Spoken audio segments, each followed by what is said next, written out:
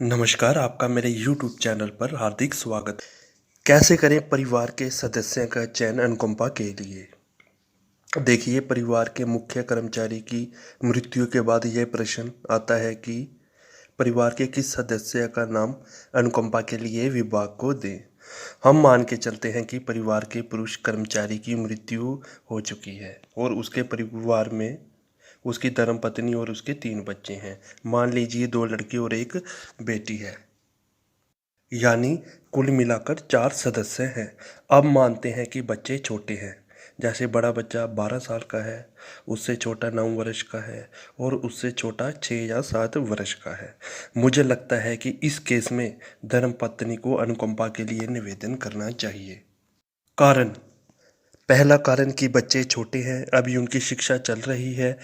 कर्मचारी की मृत्यु के बाद घर संभालना मुश्किल है, क्योंकि 18 वर्ष से पहले किसी को गवर्नमेंट नौकरी नहीं दी जाती और बड़ा बच्चा 12 वर्ष का है, यानी अभी 6 वर्ष शेष है। परिवार को 6 वर्ष संभालना मुश्किल हो सकता है।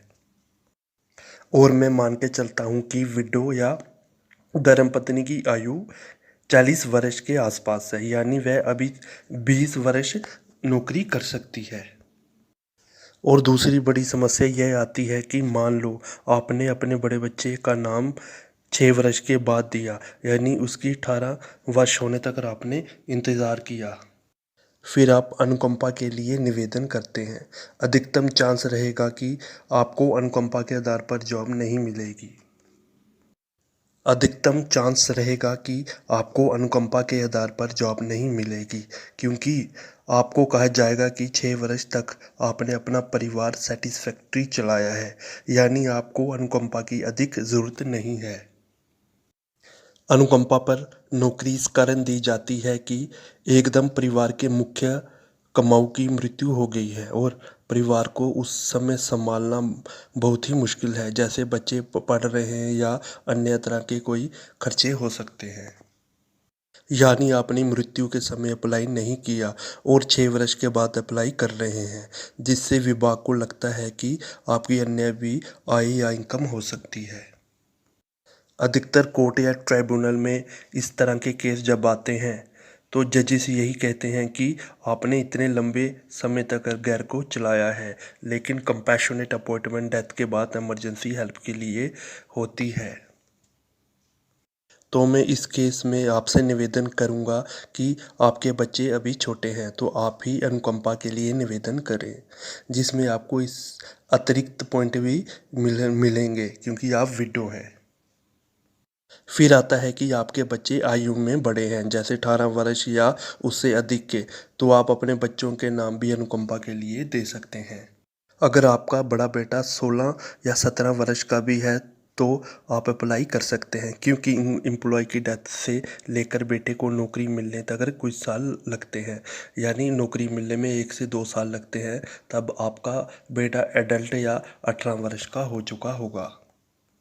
फिर बात आती है कि अगर तीनों बच्चे 18 वर्ष की आयु से अधिक हैं तो किसका नाम दें।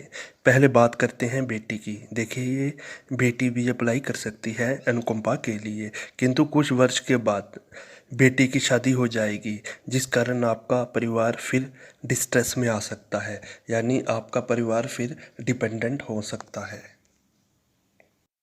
अब बात करते हैं बड़ा या छोटे बेटे का नाम दें। देखिए, अनुकंपा के लिए आप केवल ग्रुप सी या ग्रुप डी के लिए निवेदन कर सकते हैं। अगर आपका कोई एक बेटा पढ़ाई में ढीला है और दूसरा बहुत तेज है पढ़ाई में, तो उसका नाम देना चाहिए जो ढीला है, क्योंकि जो तेज है उसको कोई और नौकरी भी मिल सकती है। वो 4th क्लास क्यों करना चाहेगा? इसलिए जो बेटा कम पढ़ा लिखा है आप उसका नाम दे सकते हैं। और आप बार बार नाम चेंज नहीं करवा सकते।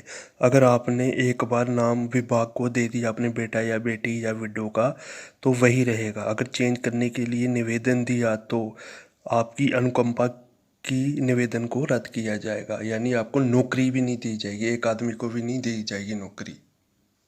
देखिए, हर परिवार में अलग-अलग सदस्य हो सकते हैं। मेरा काम था आपको समझाना। आप खुद ही इस पे कोई समझदारी से निर्णय ले सकते हैं, किंतु आप अनुकंपा निवेदन के लिए अधिक विलंब ना करें। यानी जैसे ही एम्प्लॉय की डेथ होती है तो आपको जल्द से जल्द अनुकंपा के लिए निवेदन करना चाहिए, ज़्यादा समय नहीं लेना चाहिए। अगर आपको मेरी यह वीडियो अच्छी लगी है तो चैनल को सब्सक्राइब ज़रूर करें और मेरी अन्य सभी वीडियो भी ज़रूर देखें, जिससे आपको बहुत सहायता हो सकती है। धन्यवाद। जय हिंद।